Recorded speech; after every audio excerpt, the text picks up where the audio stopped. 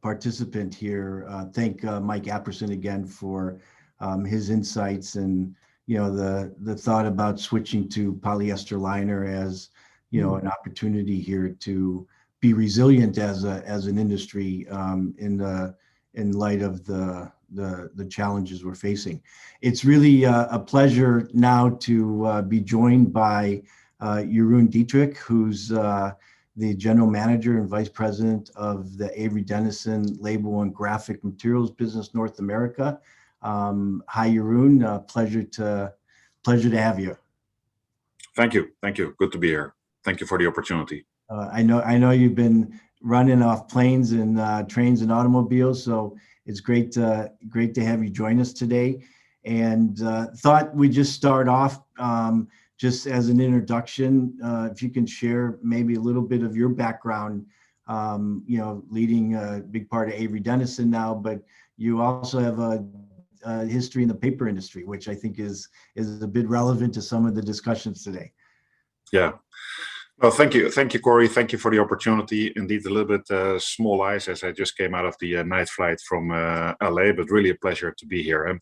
I've been about 30 years this year in the industry, since 2003 with Avery Dennison in various roles in supply chain, operations, sales, marketing, and then 3 years running the business in Europe, and then in March 2020, right before the COVID pandemic went off, I moved to North America with my family, and I became the GM of North America. And definitely, of all the 30 years, those have been the most hectic ones and the most unpredictable ones.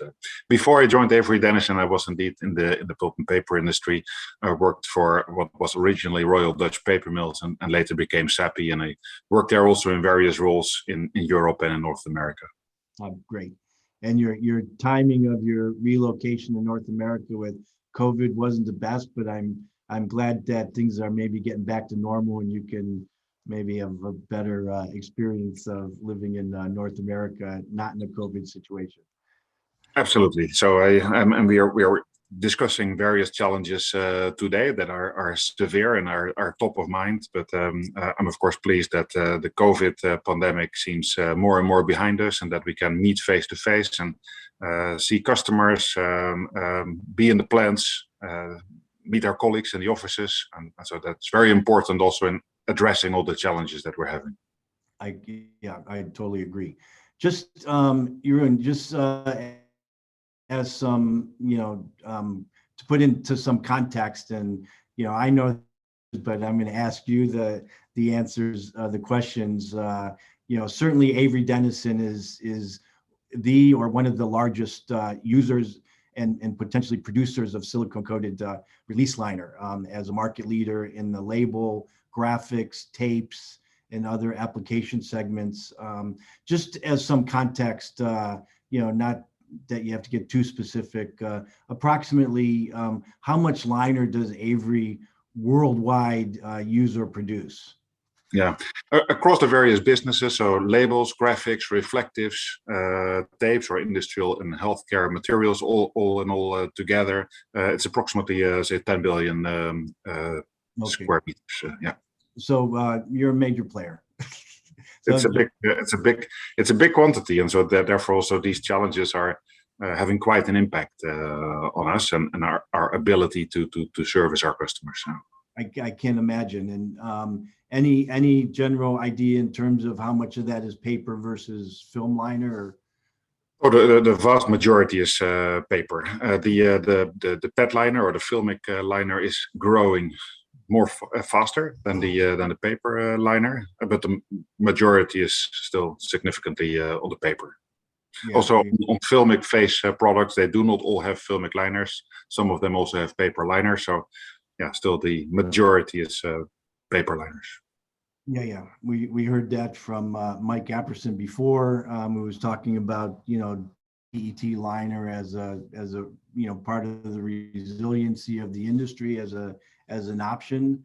The switch isn't always overnight from one liner to another, but in terms of the the current industry situation. I've said it already today. The good news is, demand is strong, and the bad news is demand is strong. Kind of a good news, bad news situation. How is Avery Dennison seeing the demand side? I've shared some data in terms of, and it's relatively strong. Same in 2020.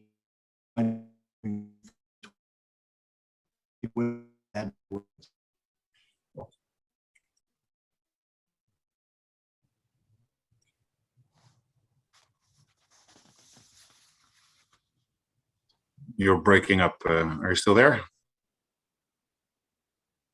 I'm here. Yeah. Are you? Yeah. Good. So the question maybe. Yeah. Yeah. So you said the demand, there's the good and the bad side of it. I think first we should be proud and pleased with the strong demand. I mean, structurally over the decades, pressure sensitive label industry is growing above GDP. It's a very healthy and a very good industry. I think over the past 2 years during the pandemic, of course, it was a little bit more extreme. We've seen in 2 years worth of growth for normally 7 or 8 years, so I think that is an issue. Of course, we were pleased that the industry was deemed essential. We had an important role to play, supplying critical value chains for the society, food and beverage, home and personal care, pharma, medical instruments. We saw that during the pandemic, new applications were coming up. We saw also that certain trends got accelerated, like e-commerce, driving pressure-sensitive label consumption.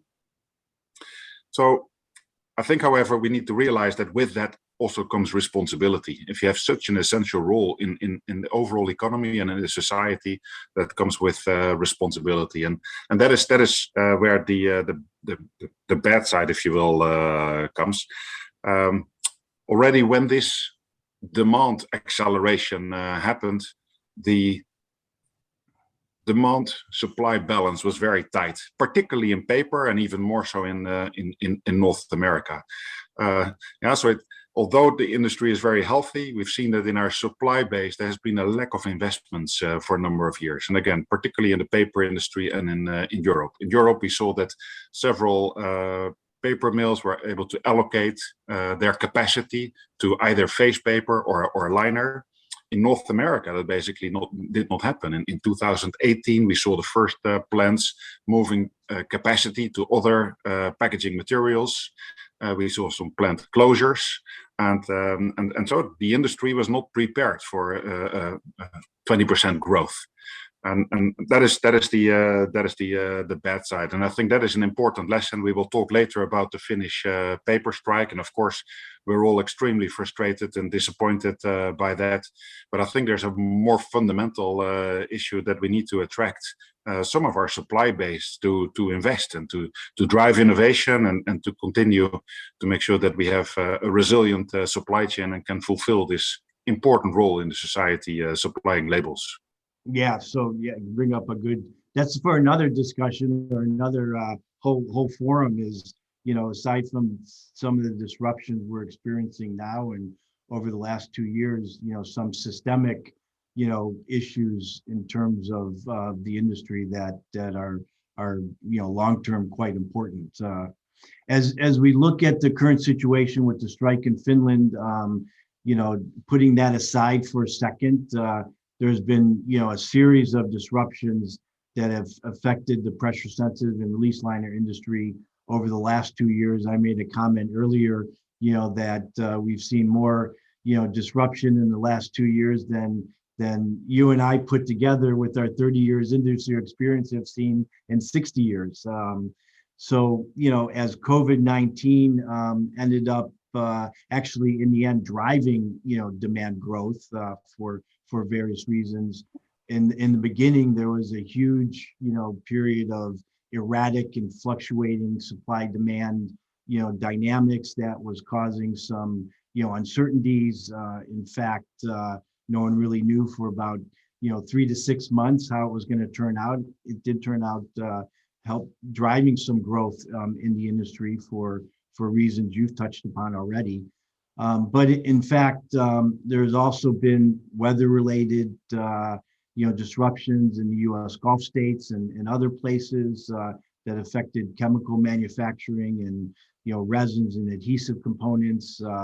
There's been transportation disruptions, the closing of the Suez Canal, the backup of containers, which we've all seen over the last 2 years, and actually is continuing to be a problem in terms of transport and logistic disruptions across the supply chain. And of course, there's labor shortages, which are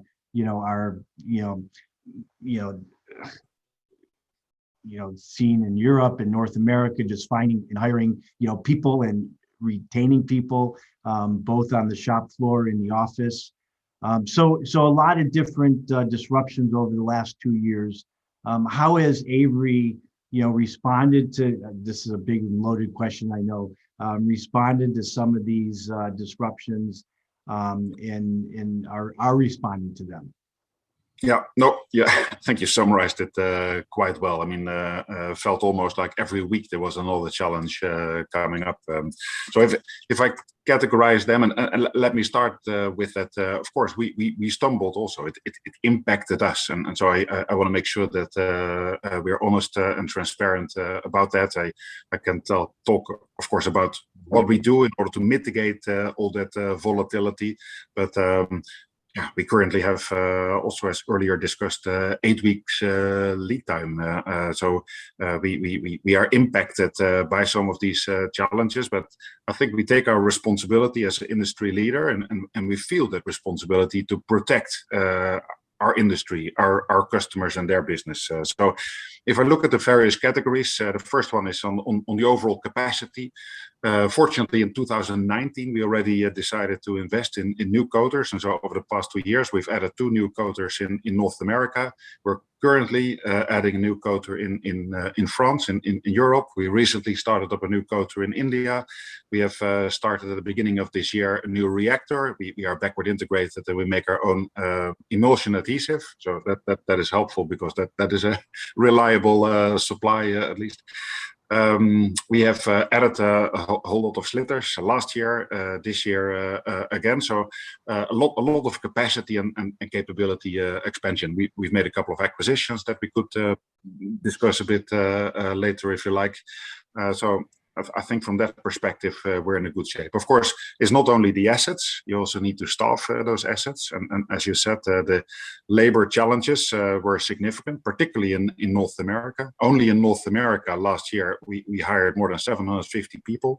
And it's not only the hiring, I mean, because you want those people to be safe and you want them also to be engaged and committed to deliver the quality that our customers expect. So there's a whole lot of training required for that.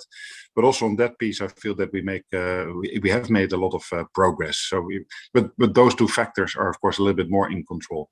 On the raw materials, we have seen significant challenges, particularly after Storm Uri in Texas, impacting a large part of the chemical industry. I would say that the good thing of that was that week by week, month by month, you saw a light at the end of the tunnel. You saw more and more suppliers getting out of force majeure. So that was helpful. Unfortunately, now with the paper situation, we're not in that stage yet. It's hard to see light at the end of the tunnel, and every time we are disappointed that there is a further extension of that strike. And then the other category is freight.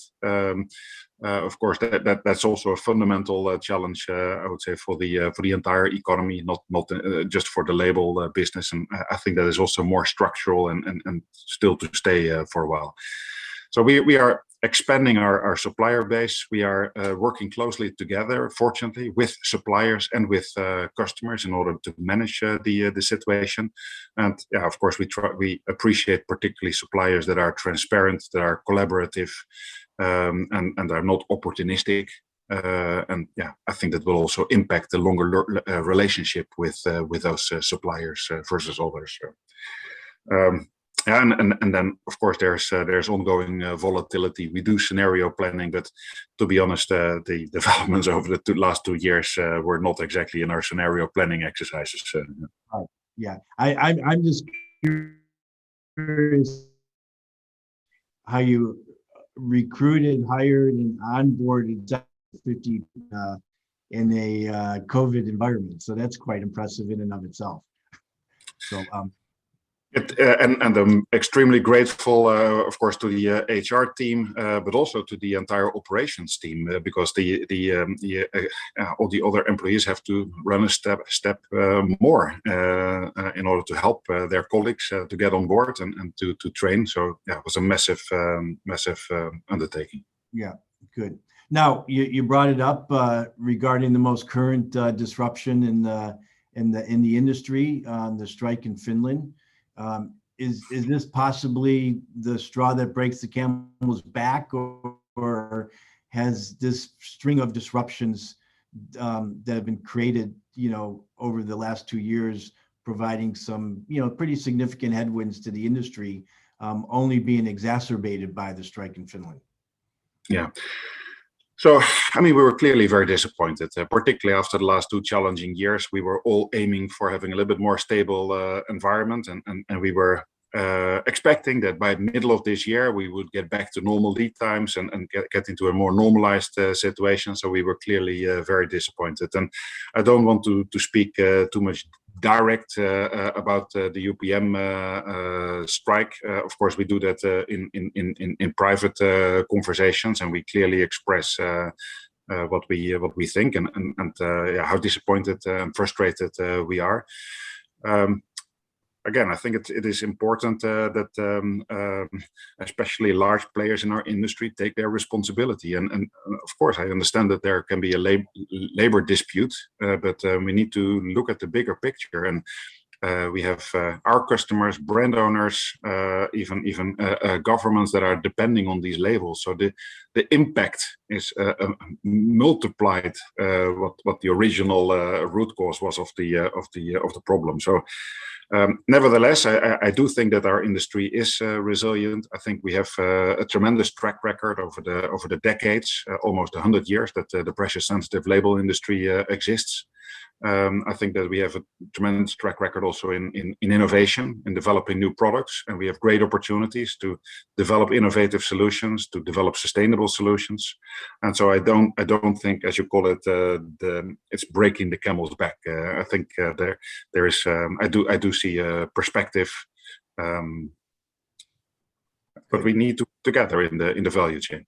Yeah, and specifically, you mentioned it has, the effect on the pressure sensitive industry has direct and indirect impact, and and lead times are going out. How is Avery working with to ensure they have materials in this kind of environment? Yes. So, I mean, we have daily cross-functional calls with customer service, supply chain, operations, procurement, you name it, the product line teams, the product management that is in the middle of all of that. So, where can we source alternative suppliers, alternative products, alternative regions where we source from? We do all the qualifications, also towards customers. We do not accept new customers already for quite a long time in order to protect the business of the loyal customers, our existing customers that we have. Even within the business, we aim to prioritize on the most essential segments, and so like food and pharma, for example. So yeah, we have daily alignment sessions, and nevertheless, and I think we do a great job. I'm really grateful for everybody who's working extremely hard and is extremely stressed in this situation. And nevertheless, we have a situation that you have quotas standing, and at the same time an order book of almost 2 months, and which hurts because you want to supply the customers with the product that they need. And it certainly hurts any sales or marketing professional to not be able to take on a new customer. That's takes a lot of discipline. That's a tough thing to do. I like your tagline on your screen, in this together. I think, you know, a lot of what you're saying is, you know, is exactly that, and also the theme around the Global Release Liner conference coming up, you know, being collaborative and working together, is pretty consistent to that. How do you think, you know, and we don't have a crystal ball, or, you know, we're not magicians, but how do you think, in your opinion, this current situation resolves itself? Of course, we're hopeful that they will get to an agreement. We just learned that is again extended to the 16th of April. We hope that in the meantime, in the coming weeks, we get white smoke out of Finland, and there's an agreement. In the meantime, we leverage short-term and long-term all the potential levers that we have in order to mitigate the impact. Like Mark Epperson said before, we switch customers to Petliner. We support customers. We advise customers. We have secured a reliable supply of Petliner. I know it is a little bit more expensive, but I think it's also more valuable as a byproduct at the end, because it is well recyclable. It's a valuable source. And we have a supplier there that is reliable and has a strategic perspective in serving the pressure sensitive label industry, and has made the choice to make more volume available to us. And that volume was not vacant. That was redirected from other businesses that are less essential for the society. So yeah, we're really pleased with that, and we can continue to grow. Also in overall filmic orders, we try to pull them forward in order to make the best use of our capacity. We try to be very transparent with customers on what the situation is, because we see also that the order book has artificially increased. The 2 days after the first extension of the strike, we had double the order intake of a normal day, and obviously that is not normal demand. That is, of course, customers that want to secure their place in the queue and secure that they have future supply. I think I also get the signals that some converters have more inventory than normal in their premises, in order to create some service capability to secure the service to their customers, which is understandable. But of course, all those things together even further elevate the impact of the shortage. So we try to manage that, and like I said, it's in this together. We try to be very transparent and work together on that, and also have transparent conversations on items that get not the priority and that we can not meet. Do you see, you know, if you know, certainly the flexibility of the industry and the resiliency of, you know, pressure sensitive technology to be able to switch to a polyester liner, for example, and other things, do you see a risk that as you know, converters and their customers shift to an alternative, that it won't come back, that it's really a watershed period in the industry of a more profound shift to different substrates or different you know, technologies? There might be parts of that, but I do believe for paper liners also in the future will be extremely large part of our business. There are areas where filmic liner makes a lot of sense and has other advantages. We saw at the beginning some slow adoption, to be honest. Over time, when the problem became more clear, and basically that it was clear that only if you switch to PET liner you have a chance to get close to the volumes that you need. Yeah, we saw a rapid acceleration there, and we try to look more broad. We are looking at Linerless, for example. There's not so much for today, but also for the future. We look at alternative materials overall, alternative face materials also, in order to make sure that we have a more resilient supply for our customer base in the future. Yeah, interesting. I saw, you know, recently some announcements that Avery has been investing in Linerless, and there's been some recent announcements regarding Linerless. Can you share some insights on what's going on there? Yeah, so we acquired this week the IP from Catchpoint in the UK, and we think that will help us in order to provide linerless solutions to our customers and to brand owners in the future. It will help to drive us to meet our 2030 sustainability goals, but it will also help our customers and the brands in order to reach those goals. And we don't think that it will replace the standard pressure sensitive label, but I think it will find its penetration in specific segments. And also, and that is particularly for decorative labels. Last year, we acquired a company in Ohio, ACPO, in overlaminates, and we're leveraging also their equipment and technology also to produce VI linerless. Yeah, I think those are examples of innovative, sustainable solutions that will find its place in the market and will meet requirements of customers without that it's completely substituting the pressure sensitive traditional labels. Interesting. I can only concur. Based on some research AWA has done, we regularly publish a linerless label study and assess the market, and have been for a number of years. We have a linerless seminar coming up in April. Certainly an area to watch for, but won't disrupt the whole pressure sensitive industry and be a shift tomorrow to linerless. Could totally agree on that. Yeah. In terms of different labeling formats and technologies, do you see a risk with the current supply chain challenges that end users will shift to other labeling and decorating technologies, which they're converting suppliers?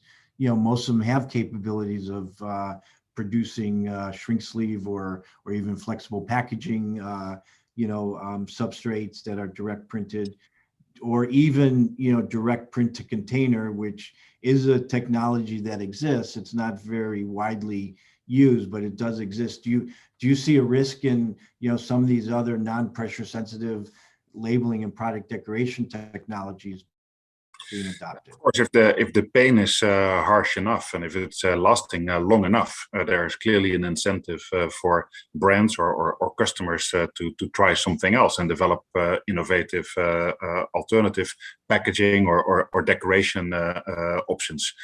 However, it usually requires quite some investments because you have filling lines and packaging lines and that are laid out for pressure sensitive labels, for example. And so I do hope that we do not see that. I think there will be new technologies emerging and they will find their place in the overall label industry. But I'm quite optimistic about the pressure sensitive label industry. I think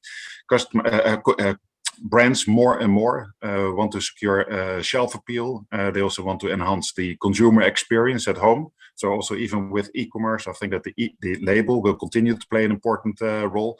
There's clearly commitment, particularly from the large brands, about sustainability and how to reach their goals and their commitments. I think there's a great opportunity for intelligent labels to help to make supply chains more efficient, to take out waste, to also create a connection opportunity for brands with consumers directly. So yeah, a lot of opportunities that I see that would secure further growth potential for the pressure sensitive label industry. But a requirement is that we are a credible and a reliable and a resilient partner to those businesses. And so that's, I think, why we have the discussion today, and that's absolutely critical.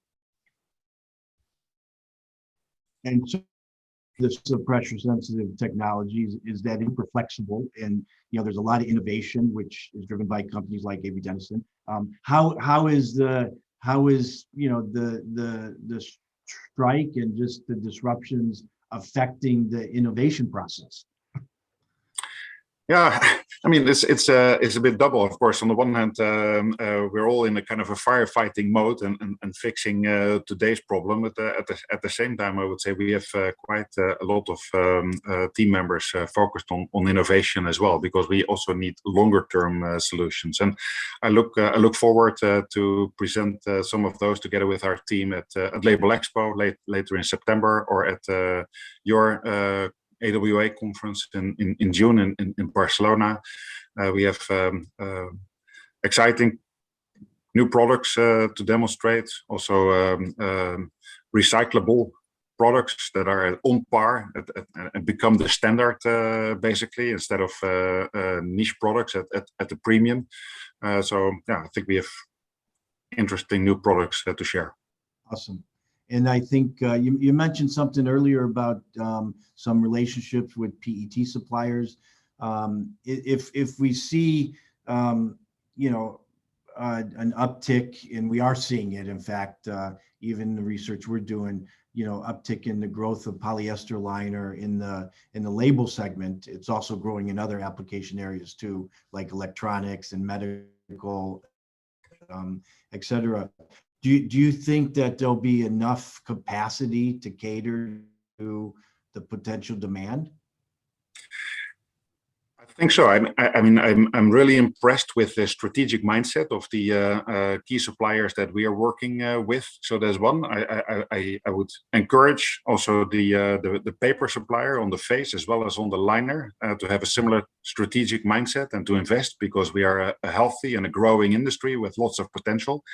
And secondly, I know that there's also more capacity planned for the coming years. So I think that is a good outlook for our industry. Well, good. Well, you're making me feel even more optimistic than I normally am about the industry. And beyond the strike in Finland, and hopefully it gets resolved, you know, quickly, even with the further delays. What beyond that though? Just looking out a little further, what do you think are some of the other headwinds or obstacles still in front of us?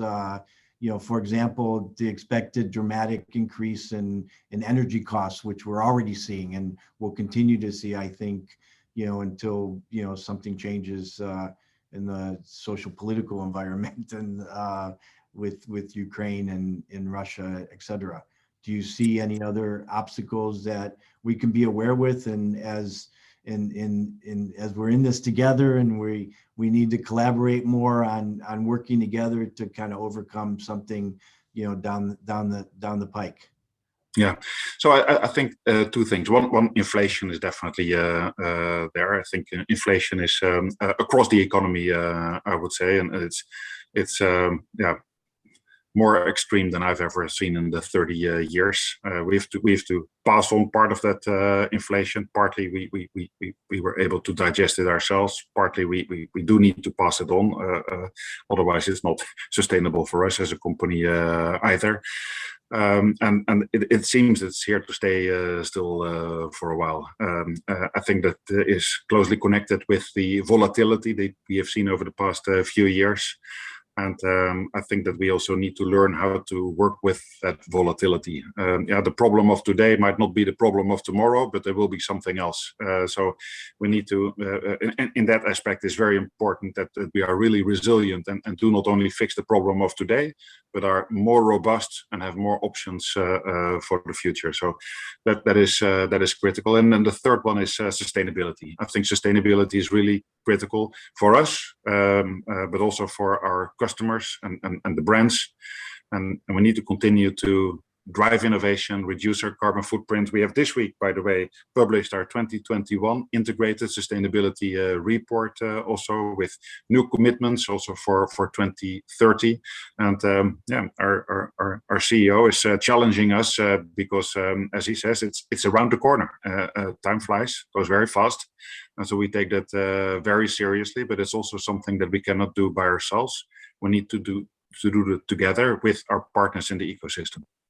Great. And I know, Jeroen, you got off a red-eye flight for this conversation, and I certainly always love having these discussions with you, both online and sometimes offline.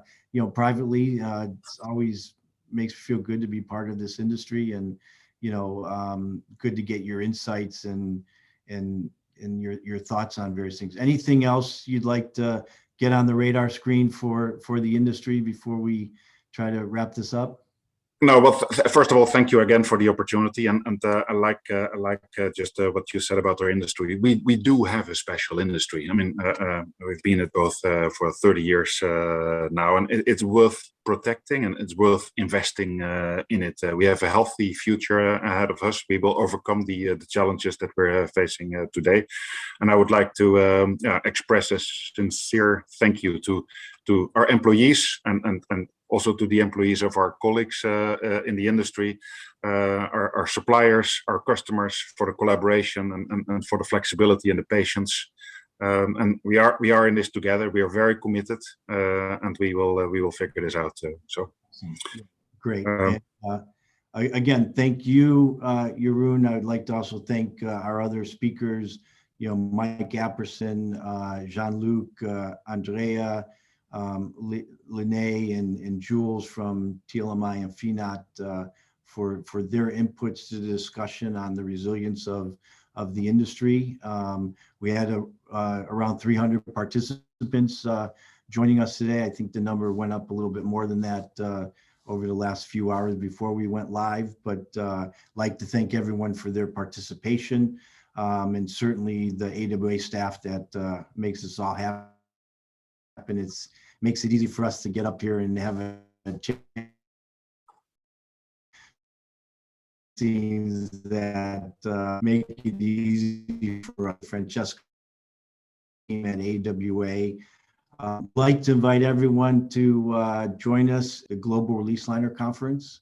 This is one of the subjects we'll certainly cover there, among other parts of the program, including voice of the customer sessions, technical sessions, and sustainability sessions, which we'll talk about later. But Francesco is going to share a video about the conference just to close out this forum. Thanks again, Jeroen, and have a good rest of your day after your red-eye flight. And thanks everyone for your participation. Have a good weekend. Okay, cheers.